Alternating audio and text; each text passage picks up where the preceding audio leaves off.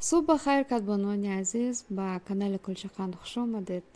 طرز تهیه یک دسرت خیلی خوشمزه که آن رو می توانید هم در تنهایی با چای و قهوه نوش جان کنید و بعد هر وعده غذا چی صبحانه چی نهار و شام باشد پیشنهاد کنید.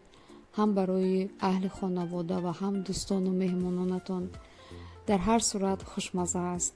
و قبلا هم یک نمود دیگری کیک خیس شکلاتی رو من گذاشته بودم. این اصول از اصول قبلی خیلی فرق میکند. بیاید حالا ببینیم که من آن رو چگونه آماده کردم.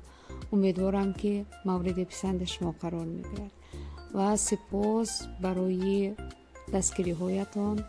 تشکر که با من هستید.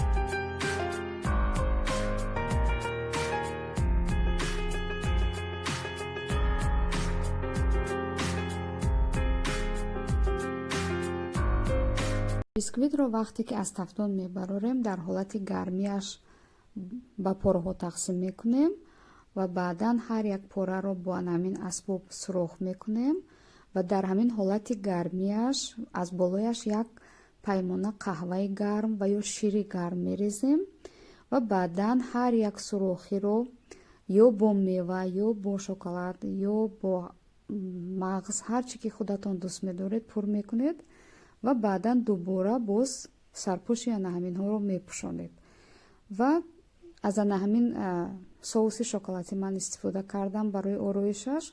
این تیار میفروشند، تنها با شیر آمیخته کرده میجوشانید و اکنون برای اون کریم آماده میکنیم.